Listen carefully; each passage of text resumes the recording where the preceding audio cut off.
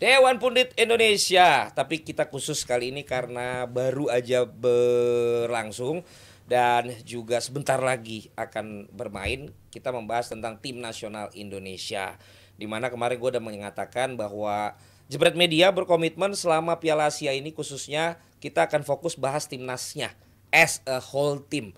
Kita tidak bahas lagi siapa isi pemainnya, apakah prosesnya dan lain sebagainya, tapi kita bahas adalah murni sebagai satu kesatuan timnya. Tidak terbuka alias tertutup, tapi hasilnya tetap ketahuan. 0-5 menghadapi Iran. Ya, yang memang dari dulu ini juga raksasa di Asia kan gitu loh. Tapi pertanyaan gua, sebelum masuk di ajang besar, apakah memang lebih pas kita menghadapi tim-tim kuat semua yang membuat kita bisa hasilnya nggak bagus, atau perlu juga kita sebenarnya ngadepin tim yang kita udah yakin kita bisa menang, at least membuat pemain kita itu lebih percaya diri, Koci? Enggak, gini, gue sebagai mantan pelatih mengalami hal-hal seperti ini juga. Kita itu udah terlalu sering lawan tim kecil dan tim yang selevel. Justru kita jarang sekali ketemu tim yang jauh di atas kita. Jadi Iran kan jatuh ya? di atas kita. Iran kan selevel sama Jepang. Betul. Makanya mereka pilih Iran karena akan ketemu. Libya kan selevel sama Irak, yang Arab tapi di bawah yang top lah. Jadi untuk gue sangat paham mereka mau ketemu Libya sama Iran. Dan pengalaman gue juga, lu kalau dalam friendly match kalau bisa lu kalah semua. Malahan kalau menurut lu kalah semua. Gue kan pernah ke Iran sama timnas futsal kan. 3 kali main 3 kalah, 3 kali kalah. Habis itu kita ke event, kita perform gitu loh. Nah ini yang akan dilakukan juga, karena pada saat lu kalah Len, lu akan belajar kesalahan lu di mana. Justru yang cilaka pada saat lu menang, lu mengangkat harapan bahwa lu hebat, ekspektasinya naik, ekspektasinya PHP. naik. Padahal lu mungkin golnya jatuh dari langit atau beruntung apa enggak. Yang dilakukan Sintayong udah bener, rombak, main 3 back, 4 back. Pergantian pemain, ganti posisi apa, lakukan semuanya. Sehingga setelah 3 rangkaian uji coba ini, dia udah tahu apa yang dia inginkan. Nah, performanya nanti hari Senin lawan Irak.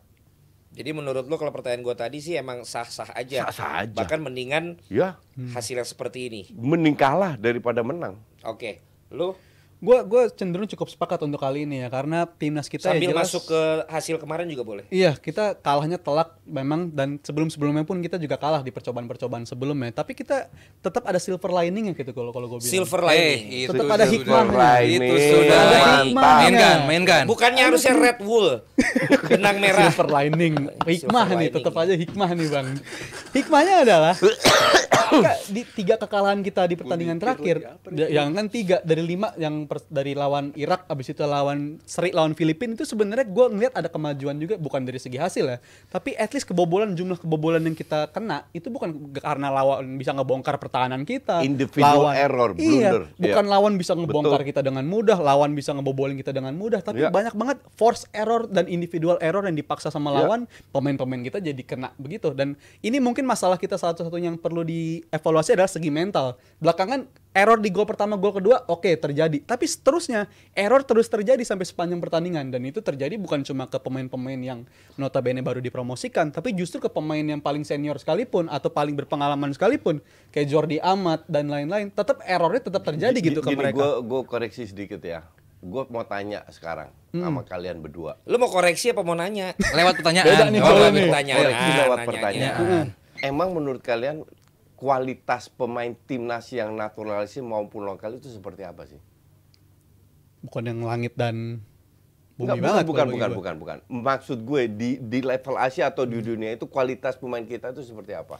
Ya, pokoknya pemain Cukup kita ya, dengan isi kan, yang sekarang, intinya itu. Rizal ini mewakili netizen, kok banyak blunder, kok banyak salah. Karena emang segitu kualitasnya. Terbatas. Iya. Pemain kita itu mediocre loh. Jangan berharap kalau kita itu nggak bikin kesalahan. Mungkin. Kalau mereka hebat, mereka main di timnas Belanda semua. Berapa pemain yang main di Eredivisie? Darren Vein, Thomas Haye yang akan dinaturalisasi. Yang lain nggak ada. Strike, Den Haag Divisi 2. Jenner, FC Utrecht Youth di Divisi 2. Hubner, cadangan di Wolves, kapten di U23. Mana yang main di divisi utama? So what do you expect? Mereka nggak bikin kesalahan. The point is kembali lagi kebobolan 3 cetak 4 gol. Yang masalahnya depan kagak cetak gol. Itu Still win the problemnya. game. Itu problemnya. Mr. Aldi? Coach waktu dulu kalah Napas 3 dulu itu yang futsal di Iran kalah, grupnya apa aja? Segrupnya kan akhirnya perform tuh. Tim lawannya segrup. lawannya apa aja? Lupa. Tapi yang jelas gue itu ketemu klub, ketemu U23 dan Iya. gue masih ingat timnas U23 Iran pelatihnya Brasil. Hmm. Yang senior pelatihnya Brasil. Jadi U23 pelatihnya Brasil. Dan yang U23 kita kalah 4-5-1 atau itu kita persulit ini yang U23. Harusnya selisih mungkin 1 gol. Iya. Intinya adalah kita 3 kali. Tapi event berikutnya gue lupa. Yang gue masih ingat kita perform. Ya, perform pasti. Cuman kita juga harus lihat nanti. Kita kan udah langsung kita kemarin yang udah Lewat lah. trial atau persahabatan, oke selesai. Iya, iya. Mencoba pemain dilakukan karena menghadapi Libya yang pertama, subsnya berapa? 9 atau 10? Satu tim, bisa Satu dibilang. tim 10, diganti. satu Iya, tim. kecuali kiper Babak doang kedua, kan. iya, iya. Ya, dan pertama pakai 4 back, kedua pakai 3 back. Lawannya sama. Artinya bahwa ini sedang mencoba sebagai berbagai macam opsi. Cuman kenapa menuju satu game menuju Piala Asia Opening masih mencari gitu. Gua mengharapkan sudah menemukan formasi idealnya gitu. Apalagi yang bakal kita hadapi ini bukan tim sembarangan, dan kalaupun ditanya apa formasi ideal Indonesia, lihat juga lawannya. Kita ada Irak. Jelas sekali dengan Kira kita juga udah Lewat. main ya. Iran, kita lawannya Iran nanti. Irak. Irak. Irak Irak kita kan, udah iya. main juga Udah kalah pernah 5-1. Iya, Irak itu kan dengan formasi 4-2-3-1, 4-3 atau 4-4-2. Dia punya si Jasim, punya si Resna, sama si satu lagi itu ada nomor 10-nya. Itu sangat cepat.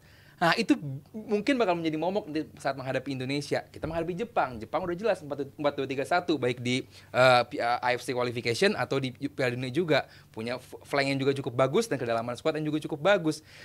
Kunci kita di game menghadapi Vietnam 3-4-3. Vietnam tuh yang kedua ya? Iya, game kedua ya. Iya. Dua. Irak, Akhirnya Vietnam, dua. Jepang. Yes, nah Vietnam ini kan 3-4-3. Dia kalau dibilang permainannya seperti apa Vietnam? Nggak jelas-jelas banget juga. Cuman dia benar-benar menjaga kedalaman tengah, dia bermain sangat kompak di tengah, bermain dengan rapat sekali. Itu kesulitan Indonesia untuk menjebol. Kita punya flank yang cukup bagus. Masalahnya kualitas crossing kita seperti apa? Itu satu. Makanya kemarin Hoki pun main jadi winger. Karena emang nggak ada pemain yang bisa crossing ke dalam untuk mendapatkan finishing yang cukup bagus. Jadi buat gue sih support timnas Indonesia. Gue optimis.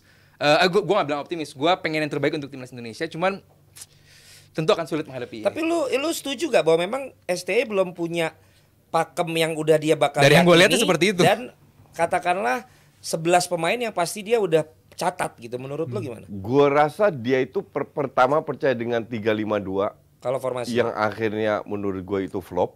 3-5-2. Iya, akhirnya dia bereksperimen mending 3-4-3 daripada 3-5-2.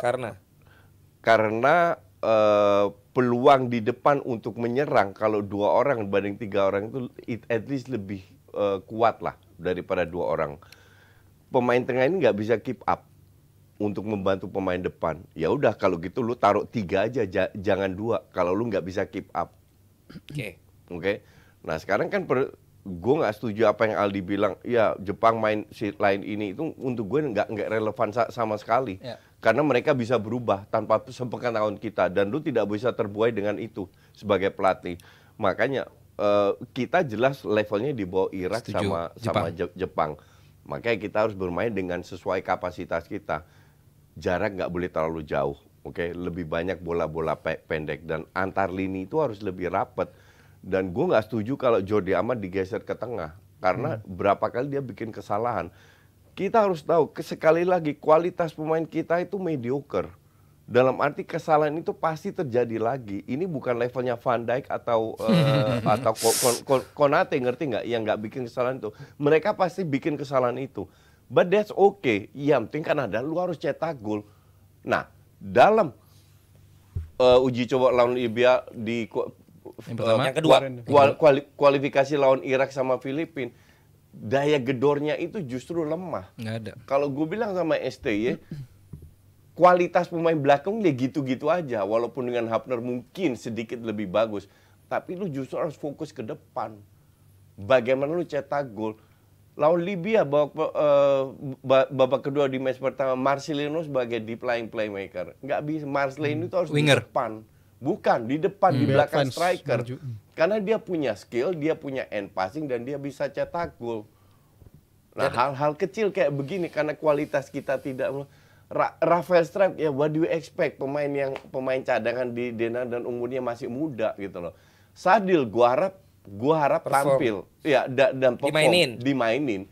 Asnawi pun demikian. Nggak main loh kemarin. 2 game kemarin nggak main. Ya, exactly. Masih ada Patinama di kiri. Nah, terus bagaimana peran Jenner sama Klok? Minimal dua-dua bisa ngobrol, dua-dua ngomong bahasa Belanda kan, ya kan? Nah, apakah ini bisa perform atau tidak? Nah itu tadi yang juga disampaikan coach. Berarti menurut lo juga selain formasi taktikal ini kan juga banyak yang baru kenal lah. Yap, betul.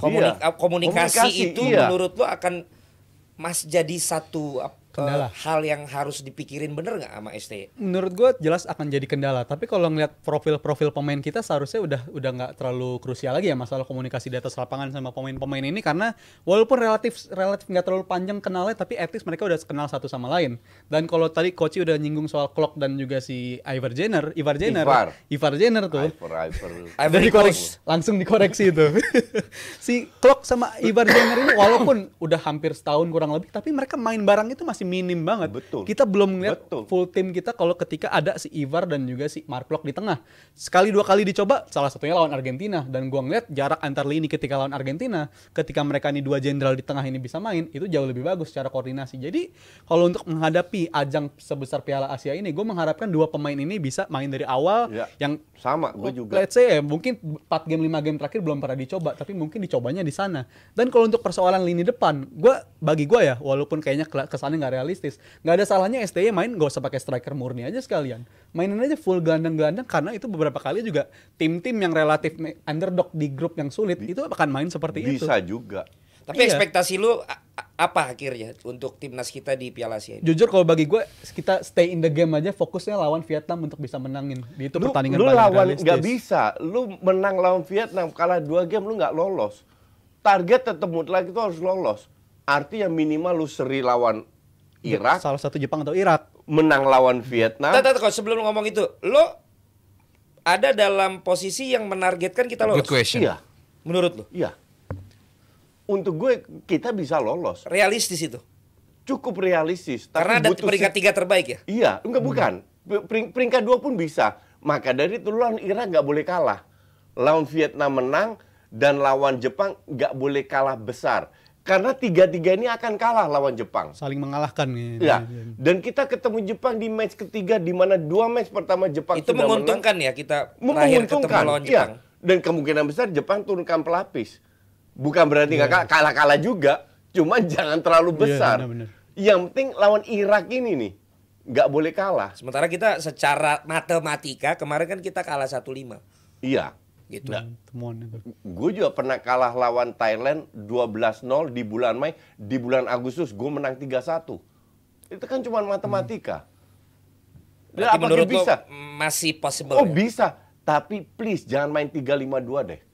Jangan main bertahan, ngerti nggak? Malahan You have to attack. Malah ngundang kalau main kayak Iya, begitu, malah jangan main ngundang. bertahan. Kita itu Tapi jelek kan kadang pertahanannya. situasinya yang membuat lu memang tadinya nggak mau main bertahan, tapi emang lawan bisa bikin lu akhirnya Nggak, bertahan. in-game Len, situation. tapi lawan Irak tujuannya bertahan loh. Yang kita kemarin. Waktu kualifikasi. Awalnya sempet enggak coach. Habis 2 gol baru berantakan. Buyar. Awalnya sempet kita ini lumayan nyerangnya. Buat gue terlalu early, terlalu dini kalau kita membahasnya, apalagi kita juga ditonton banyak orang nih. Lolos. Di game awal pede nggak, minder nggak, mental kita drop apa nggak, itu dulu aja. Justru ini kita ngomongin ya memang Kalau- secara sebelum ini dimulai, gue pengen denger dari masing-masing Karena tadi. match pertama itu penting loh. Lah iya, Yes, makanya makanya. gue bilang mental drop apa enggak. Iya. Karena Iya, set the kalau tone. fokusnya menang, gue sih Nggak- justru nggak harus menang. setuju sama lu ya Bang Valen, bahwa mungkin peringkat 3 terbaik bisa diincar, karena menghadapi Jepang sama Irak, gue sih rasa besarnya kalah. Bukan gue pesimis, besar kemungkinan kalah. Jadi mungkin bisa ngejar di menghadapi Vietnam, walaupun itu tidak mudah sama sekali juga menghadapi Vietnam. Jadi ya menunjukkan performa terbaik, tidak bikin human error tersebut, dan But ya there will be human error. Pasti. Percaya gue lah. Karena Pasti, kualitas Kalau coach berpikir pasti akan ada kesalahannya tapi paling enggak kita bisa golin. Iya, Iya, betul. kalau Itu yang terpenting. Ya buat gua percuma kalau kita bikin kesalahan juga dan bikin gol. Kalau kita bikin error lebih banyak dan dihukum lawan lebih maksimal, itu bikin bukan. Jangan diputar Pelintir. balik. Gua hanya bilang kesalahan itu pasti terjadi kejadian. karena kualitas pemain kita ya so-so banget gitu loh. Makanya kalau lu bikin 1-2 kesalahan, lu bisa cetak 3 gol atau 2 gol minimal lu dapat seri. Nah, yang jadi concern sekarang ini kan cetak golnya siapa? Salah. Maka dari itu gue bilang Marcelino gue lihat satu-satunya pemain yang bisa membackup striker atau entah false nine atau whatever lah untuk lebih ke depan, Good bukan point. di playmaker.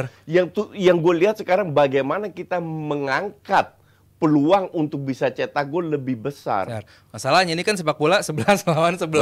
Betul. Ya sebagaimana Jepang lah bisa mengalahkan Spanyol dan Jerman. Yes. Tapi kalah sama Costa Rica. Iya, masalahnya dia Jerman. Dan kita menang sama Irak sama Jepang, kalahnya sama Vietnam. Iya, Tapi begitu. artinya anything can happen Yes. di lapangan. Yes. Tapi Yes. menurut lu Cukup bertiga optimis. singkat aja.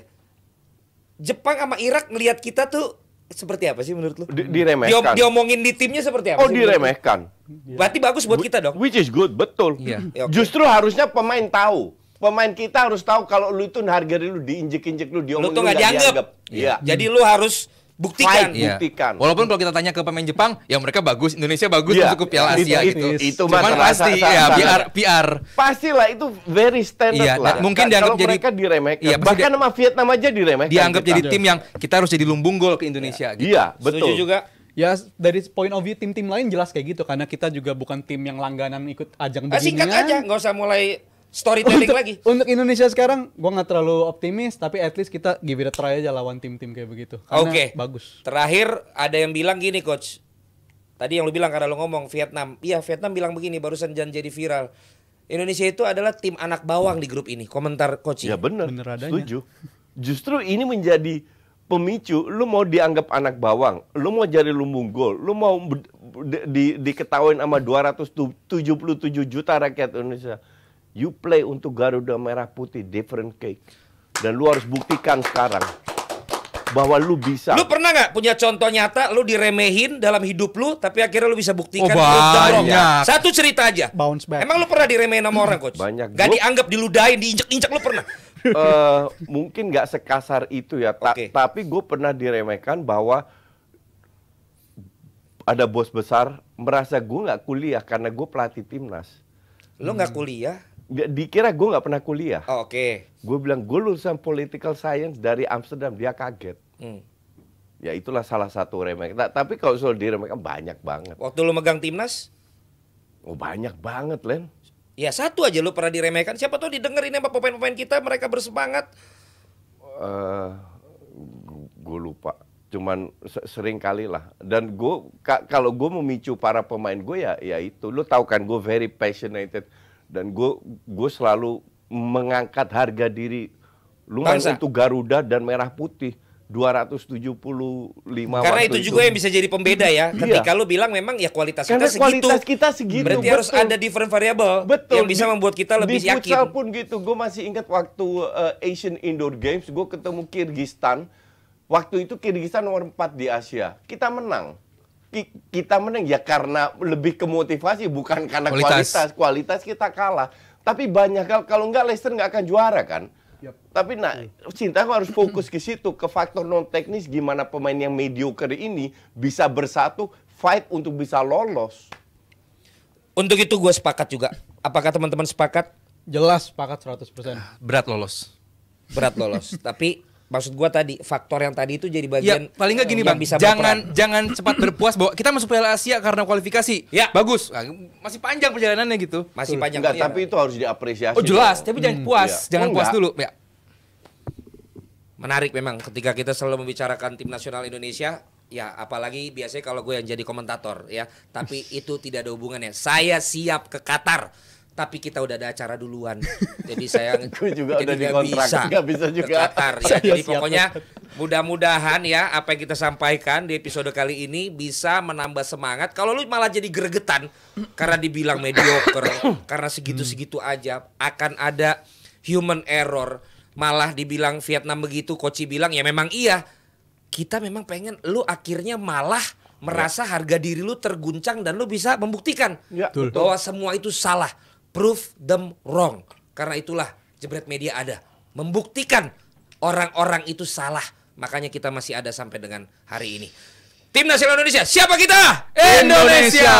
Dia memang 2 warga negaranya. Jadi Gak bersuara. jadi dia agak bingung jawabnya. Bingung jawabnya.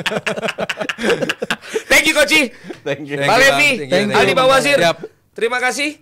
Jangan lupa pokoknya untuk follow juga IG-nya Awi yang selalu support air kita di sini dan juga Sarimande Metropolitano, nggak pakai O, Sarimande Metropolitan yang juga support makanan-makanan kita sehingga kita kalaupun iklan belum ada paling nggak kita masih tetap ada makanan dan minuman. Karena kata yang bilang begini, janganlah kau khawatir selama masih ada makanan dan minuman cukuplah. Jadi Amin. cukup ada makanan dan minuman dulu. Sampai ketemu lagi di DPI selanjutnya. Amin.